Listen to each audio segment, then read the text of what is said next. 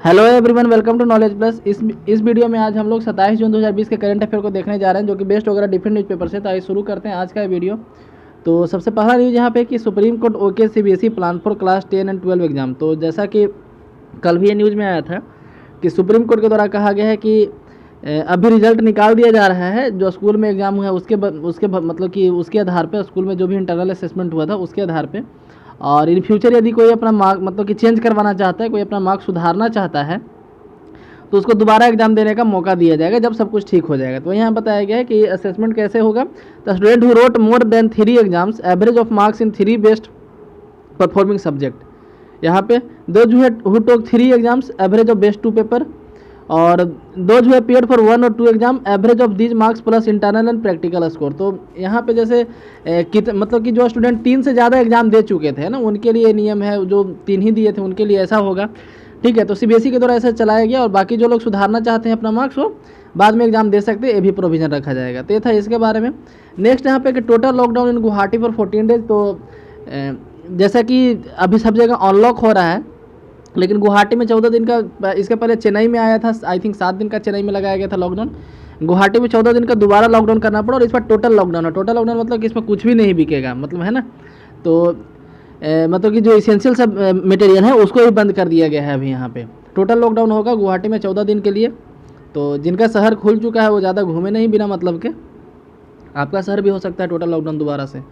Next यहाँ पे कि Haryana issue advisory on possible locust attack. तो लोकस्ट अटैक के बारे में पढ़ लेते हैं। हरियाणा के द्वारा भी एक एडवाइजरी इशू किया गया है लोकस्ट अटैक का अनुमान को देखते हुए। तो हम लोग लोकस्ट अटैक के बारे में पढ़ लेते हैं। लोकस्ट जो है मेनली 3 तरह के होते हैं। लोकस्ट एक्चुअली होता क्या है, तो शॉर्ट हॉर्न्ड ग्रास होपर होते हैं, छोटे सींग वाले ग्रास होपर होते हैं। हम लोग के यहाँ जो नॉर्मली ग्रास होपर होता है उसमें सींग नहीं होता है, उसमें 2-2 सींग लगा दिया जाए छोटा छोटा, तो बन जाता है लोकस्ट। ठीक है, इंडिया में मेनली 3 तरह के लोकस्ट पाए जाते हैं एक्चुअली। एक होते हैं डेजर्ट लोकस्ट, जो इंडिया में सबसे ज़्यादा आते हैं, ये अफ्रीका वाले रीजन से आते हैं। उसके बाद आते हैं माइग्रेटरी लोकस्ट, नेक्स्ट आते हैं थर्ड लोकस्ट, रेड लोकस्ट। ठीक है, तो तीसरा नंबर जो रेड लोकस्ट है वो मेनली साउथ अफ्रीका वाले रीजन में पाए जाते हैं। माइग्रेटरी लोकस्ट जो है यूरोप में पाए जाते हैं और एशिया में पाए जाते हैं भी। और माइग्रेटरी लोकस्ट इंडिया में सबसे ज़्यादा आता है, सॉरी डेजर्ट लोकस्ट इंडिया में सबसे ज़्यादा आता है, सबसे बड़ा डेजर्ट लोकस्ट इंडिया में सबसे ज़्यादा आता है। तो मेनली साउथ अमेरिका वाले रीजन से, अफ्रीका वाले रीजन से आते हैं। अफ्रीका का जो नॉर्थ हॉर्न वाला अफ्रीका है, सीड है ना, सोमालिया, इथोपिया, इरिट्रिया और डिजुबाती, ये 4 देश हैं, यहाँ से मेनली आते हैं। ईरान होते हुए, ईरान पाकिस्तान होते हुए आते हैं। ठीक है, और उसके बाद होते हैं माइग्रेटरी लोकस्ट। तो माइग्रेटरी लोकस्ट मेनली यूरोप में तरफ होते हैं, और रेड लोकस्ट साउथ अफ्रीका वाले रीजन में होते हैं, साउथ अफ्रीका वाले रीजन में होते हैं। तो ये था लोकस्ट के बारे में। एक दिन में लगभग 150 किलोमीटर चलते हैं। तो लोग, और इंडिया में जो लोकस्ट वार्निंग ऑर्गेनाइजेशन है, लोकस्ट वार्निंग ऑर्गेनाइजेशन है, राजस्थान के जोधपुर में सिचुएटेड है, राजस्थान के जोधपुर में सिचुएटेड है। ठीक है, आगे बढ़ते हैं हम लोग। तो case filed against Marathi preachers over और defend remark for girl boy child. तो कहा जा रहा है कि एक महाराष्ट्र का एक प्रीचर थे, प्रीचर इन्हें उपदेश देने वाले थे, कोई बाबा या फिर कोई होंगे इस तरीके का, जो अभी एक रिमार्क किए थे कि गर्ल और बॉय पे, कि जो ऑड डे में जन्म लेता है वो गर्ल होता है, जो इवेंटों में जन्म लेता है बॉय होता है। इस तरीके का कुछ इनका एक वीडियो क्लिप भी आजकल बहुत ज़्यादा वायरल है व्हाट्सएप पे। तो इसमें ये दिखाया गया, तो इसके ऊपर इनके ऊपर केस हुआ है पीसीपीएनडीटी एक्ट के तहत। पीसीपीएनडीटी एक्ट का मतलब क्या होता है, preconception and prenatal diagnostic techniques act. ठीक है, तो पीसीपीएनडीटी एक्ट का मतलब है कि preconception and prenatal diagnostic technique act. मतलब कि जन्म लेने के पहले यदि किसी को जांच किया जा रहा है कि बच्चा मेल है, फीमेल है, लड़का है या लड़की है, तो उसको इस एक्ट के तहत बुक किया जाता है। एक्ट जो है इंडिया में 1994 में लाया गया था, 20 सितंबर 1994 में कोई एक लाया गया था, 94 में ही। और इसका काम क्या था, तो टू स्टॉप फीमेल फीटिसाइड, तो जो भ्रूण हत्या हो रहा था उसको रोकना, खास करके फीमेल का। तो to stop female foeticide and ban करना, मतलब कि सिलेक्शन को बैन करना। ठीक है, प्री मतलब जन्म लेने से पहले जो है यदि किसी का चेक किया जा रहा है तो उसको बैन करना। ठीक है, तो ये था इस एक्ट के तहत, मतलब कि इस न्यूज़ में। नेक्स्ट आगे बढ़ते हैं। तो बॉय 3 सीआरपीएफ जवान मिलिटेंट किल्ड इन कश्मीर। तो सीआरपीएफ के 3 जवान मारे गए हैं, बल्कि और एक 5 साल का एक बच्चा मारा गया है। सीआरपीएफ के एक जवान शहीद हुए हैं, और 3 मिलिटेंट यानी आतंकवादी जो है भेजे गए हैं ऊपर। तो ये था इस न्यूज़ में। तो हम लोग सीआरपीएफ के बारे में यहाँ पढ़ लेते हैं। तो सीआरपीएफ का स्थापना हुआ था 1939 में, लेकिन उस समय इसका नाम था क्राउन रिप्रेजेंटेटिव पुलिस। उस समय इसका नाम सेंट्रल रिजर्व पुलिस फोर्स, जो आज नाम है वो नहीं था, बल्कि उस समय इसका नाम था क्राउन रिप्रेजेंटेटिव पुलिस। तो क्राउन रिप्रेजेंटेटिव पुलिस के रूप में इसका स्थापना हुआ था 1939 में, 27 जुलाई 1939 को।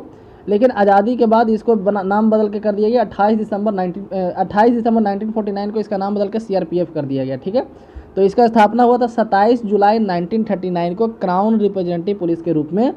लेकिन आज़ादी के बाद इसका नाम बदल दिया गया 28 दिसंबर 1949 को इसका नाम बदल के CRPF किया गया। ठीक है, तो पहले जैसा कि आप देख सकते हैं नाम से क्राउन रिप्रेजेंटेटिव पुलिस, यानी कि क्राउन को रिप्रेजेंट करता था, ब्रिटेन के रानी को रिप्रेजेंट करता था, ये आज सेंटर को रिप्रेजेंट करता था। काम लगभग सेम ही है, बस नाम चेंज हो गया है। ठीक है, और शॉर्ट फॉर्म तो दोनों का CRPF ही होता था, क्राउन रिप्रेजेंटेटिव पुलिस फोर्स, अब सेंट्रल रिजर्व पुलिस फोर्स।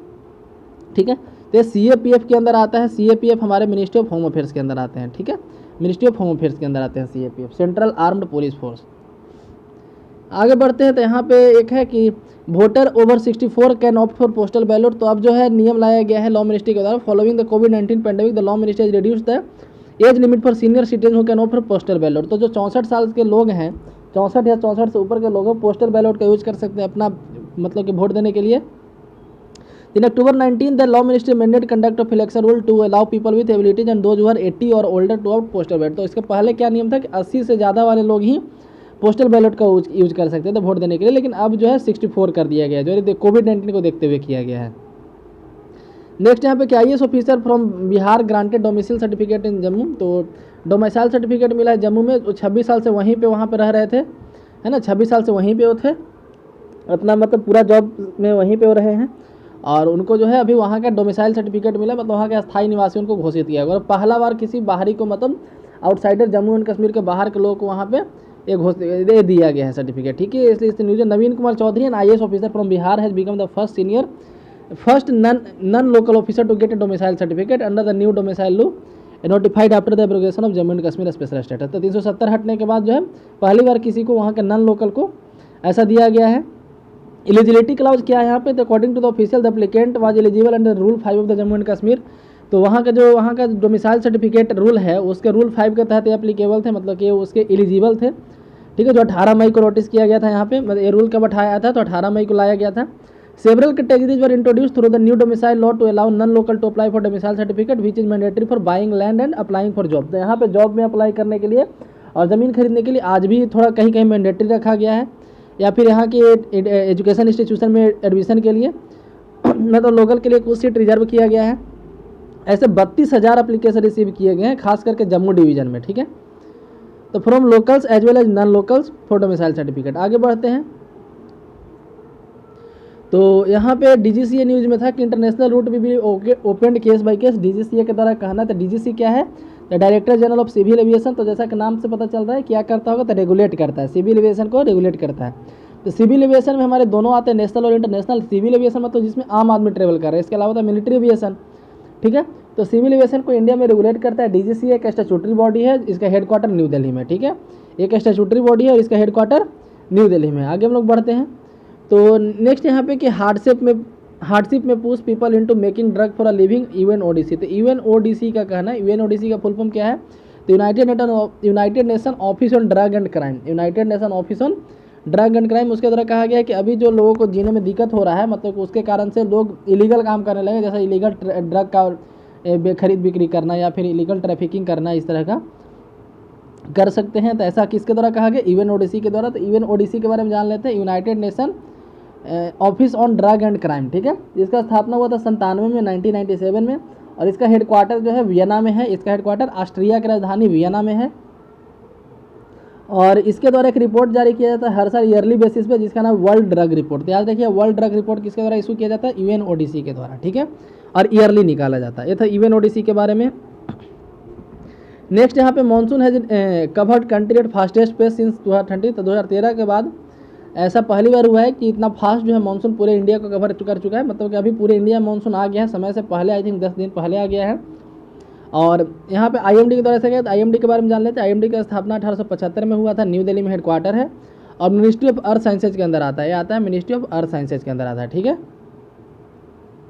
तो यहाँ पे अब अभी जो मानसून आया है ये साउथ वेस्ट मानसून है। अभी जो मानसून आया है ये साउथ वेस्ट मानसून है, ये याद रखिएगा। ठीक है, बढ़ते हैं दूसरे न्यूज़ की तरफ।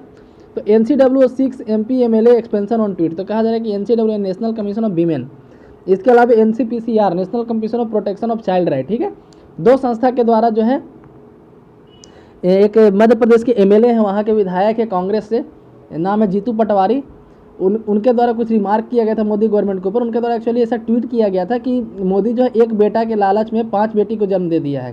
तो कहने का मतलब क्या था कि वहाँ पे बेटा का मतलब उनका विकास था कि एक विकास को जन्म देने के लालच में 5 बेटी को जन्म दिया है। कौन कौन? तो नोटबंदी, जीएसटी, इन्फ्लेशन यानी महंगाई, अनएम्प्लॉयमेंट और रिसेशन, यानी कि इन्फ्लेशन यानी महंगाई, रिसेशन यानी कि जो इंडिया का जो जीडीपी का डेवलपमेंट है रुका हुआ है अभी, है ना, जीडीपी का डेवलपमेंट स्तर नीचे गिरा है वो।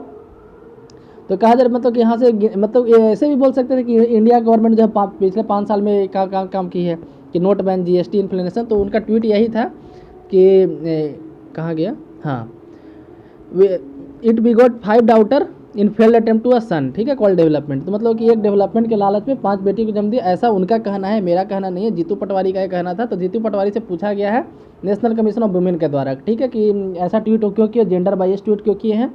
और एनसीपीसीआर जो national commission of protection of child right है उसके द्वारा भी एक्शन लिया गया। तो काफ़ी अच्छा काम दोनों के द्वारा किया जा रहा है। तो उसके हालांकि उसके बाद ये ट्वीट डिलीट कर दिया गया था, ठीक है। तो ये था एनसीबीडब्ल्यू के बारे में लोग पढ़ लेते हैं। यहाँ पे नेशनल कमीशन ऑफ वीमेन के बारे में पढ़ लेते हैं। तो नेशनल कमीशन ऑफ वीमेन जो है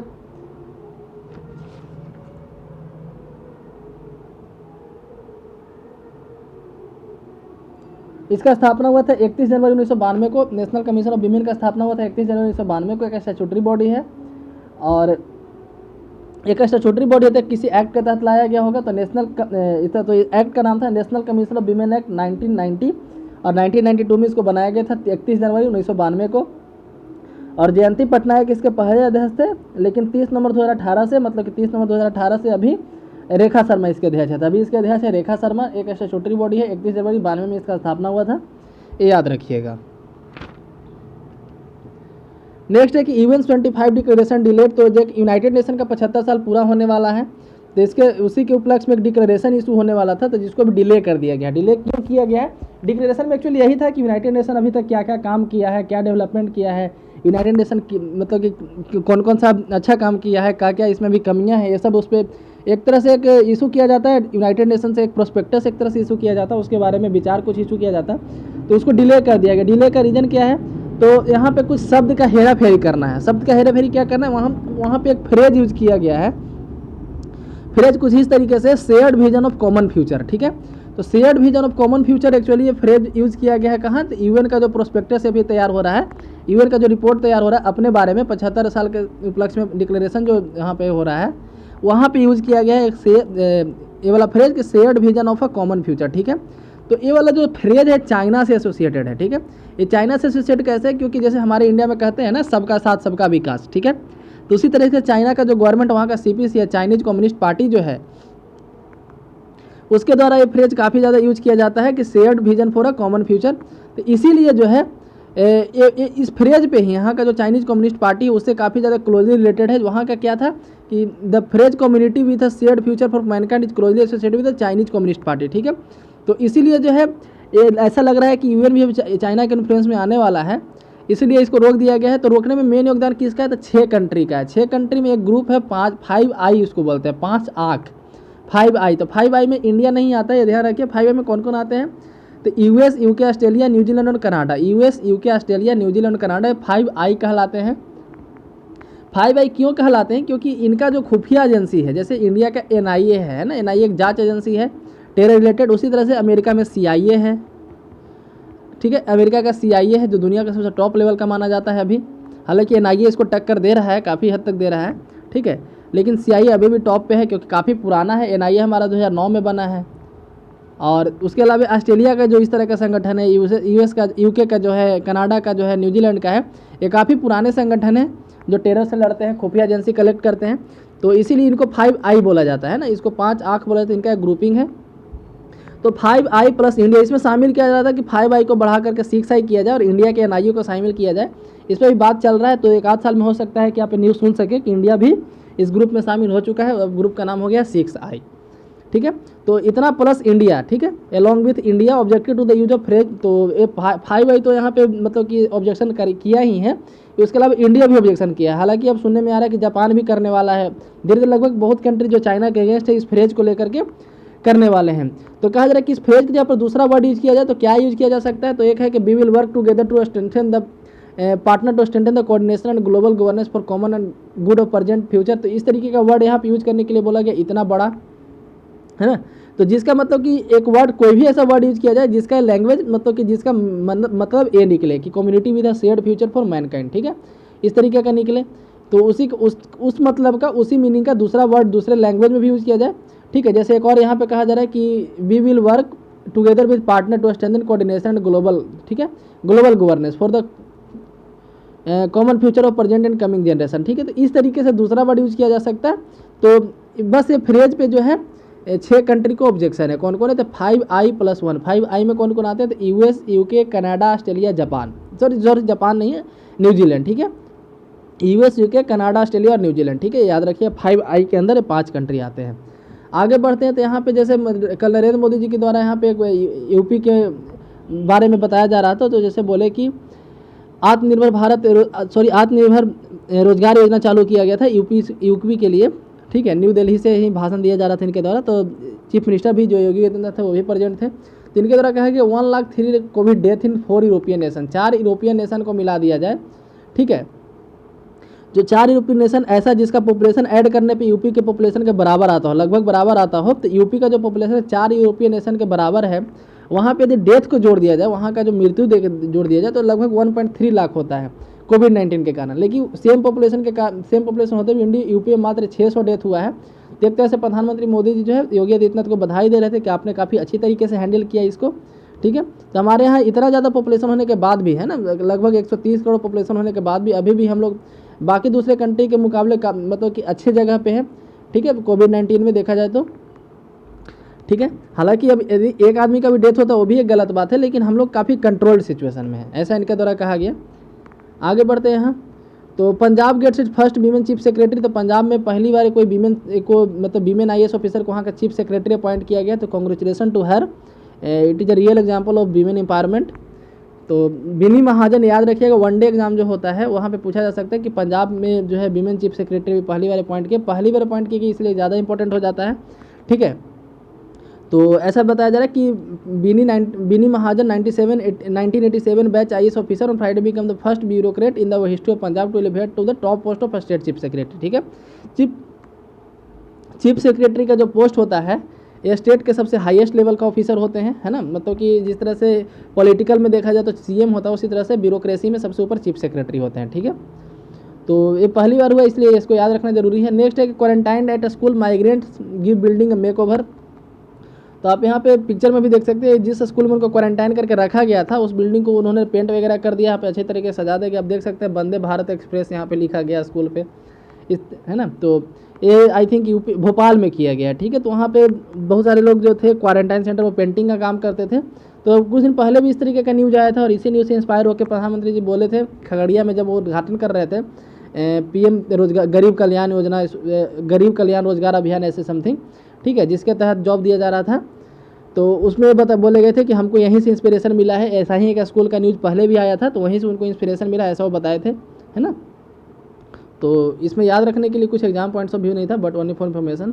तो नेक्स्ट यहाँ पे है कि bail for POCSO accused after he offer to corona warrior. तो एक पॉक्सो एक्यूज था, ठीक है, तो उसको बेल दिया गया है कोर्ट के द्वारा, भोपाल हाई कोर्ट के द्वारा, यानी मध्य प्रदेश के हाई कोर्ट के द्वारा। मध्य प्रदेश का हाई कोर्ट कहाँ है ये बताइए, ठीक है, भोपाल में उसका नहीं है, गलती से हम बोला गया कि भोपाल हाई कोर्ट। मध्य प्रदेश का हाई कोर्ट कौन से शहर में, आप ये बताइए। तो बेल उसको दे दिया गया, पॉक्सो एक्यूज था, तो हम लोग पॉक्सो के बारे में जान लेते हैं। और उसको तो बोला क्या गया कि आप कोरोना वॉरियर बनिए और एक प्लांट कीजिए सैपलिंग। उसके द्वारा ये भी बताया गया, मतलब कोर्ट के द्वारा ये भी बोला गया है कि सैपलिंग का जो है हर 30 दिन पर उसको फोटो भेजना पड़ेगा कि सैपलिंग किस स्थिति में है। जैसा कि आप यहाँ पे देख सकते हैं कि सैपलिंग का जो है हर 30 दिन उसको फेंसिंग करके रखना पड़ेगा पहले पेड़ को। तो accused sapling and fence it, पहले तो सैपलिंग रोपो, उसको चारों तरफ से घेराबंदी करो। नेक्स्ट है कि he shall plant sapling preferably 6 to 8 feet so that they would grow into full fledged tree. तो एक 6 से 8 फीट का सैपलिंग रोपना है, छोटा मोटा नहीं, ताकि जितना जल्दी हो सके वो बड़ा पेड़ बन जाए, ठीक है। For ensuring compliance at he submit photograph of plantation. तो हर एक 30 दिन पे वो प्लांटेशन का, मतलब कि प्लांट का फोटोज यहाँ पे सेंड करेगा कोर्ट को, ठीक है। तो इस तरीके से बोलेगा। उसके अलावा PM केयर फंड में उसको कंट्रीब्यूट करने के लिए बोला गया है, ठीक है। तो पोक्सो एक्ट है क्या एक्चुअली, तो इसका फुल फॉर्म होता है protection of child against sexual offence act. ठीक है, protection of child against sexual offence act. और इसमें सबसे बड़ा चीज़ याद रखिए कि इसमें 18 साल तक के बच्चों को यहाँ पे बच्चा माना गया है। ठीक है, जैसे कहीं कहीं 14 है, कहीं कहीं 16 है, कहीं कहीं कुछ और है। एज हर जगह हर तरह का है ना, डिफरेंट एज है। जैसे राइट टू एजुकेशन वाले में 0 to 14 है। ठीक है, उसी तरह से पॉक्सो में 0 to 18 है, तो 18 साल याद रखिएगा। और सबसे अच्छा बात इसमें हमको लगता है कि जेंडर न्यूट्रल है। ठीक है, इसमें ऐसा नहीं बोला है कि सिर्फ गर्ल के साथ या सिर्फ बॉय के साथ। ठीक है, तो एक्ट जो है जेंडर न्यूट्रल एक्ट है। ठीक है, यहाँ पे इस पिक्चर में हमको ये दिखाया गया है कि इंडिया में कहाँ कहाँ डैम में कितना पानी है। तो बताया गया कि जो हर जगह भी डैम में मतलब कि मैक्सिमम लेवल पे पानी है, मतलब कि पानी का स्टोरेज यहाँ पे फुल है। फुल नहीं तो कम से कम अपने नॉर्मल स्थिति से ज़्यादा कहना तो पानी की कमी नहीं होने वाला, ऐसा बताया गया इस न्यूज डिस्कशन में। जैसे आप देख सकते हैं कि जैसे यहाँ पे एक तिलैया रिजर्वायर है, झारखंड में है तिलैया रिजर्वायर। ठीक है, यहाँ पे जो है एवरेज दिखाया गया है 10 साल का, जो ब्लैक कलर में एवरेज है 10 साल का।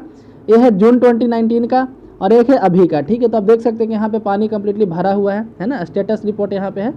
तो live capacity full reservoir level यहाँ पे देख सकते हैं। रामगंगा पे जो है उसका टेहरी डैम का आप देख सकते हैं। यहाँ पे राणा प्रताप सागर जो कि राजस्थान में है, राणा प्रताप सागर।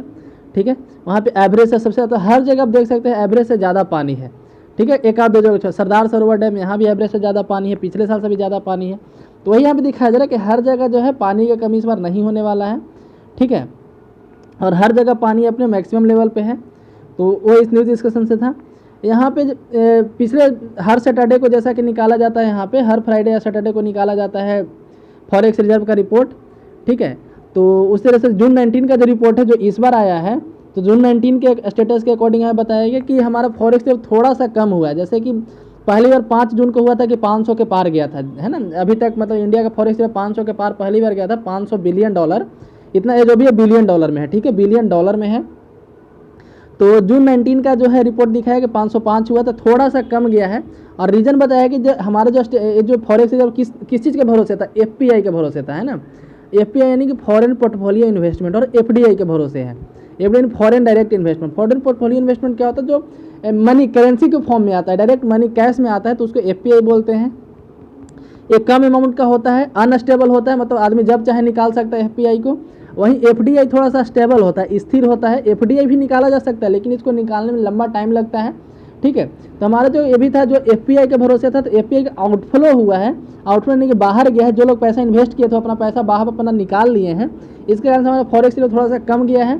तो जो ऑल टाइम हाई था अभी तक का कितना है, $507.64 बिलियन। ठीक है, तो याद रखिए फॉरेक्स रिजर्व में, फॉरेक्स रिजर्व में 4 चीज़ आता है। पहला गोल्ड, ठीक है, दूसरा फॉरेन करेंसी गोल्ड, उसके बाद SDR और IMF में जो रिजर्व है इंडिया का, ये 4 चीज़ मिला के फॉरेक्स रिजर्व बनाते हैं। ठीक है, तो इसी के साथ आज का न्यू डिस्कशन यहाँ पे समाप्त होता है। यदि वीडियो पसंद है तो लाइक करें, चैनल को सब्सक्राइब करें। धन्यवाद।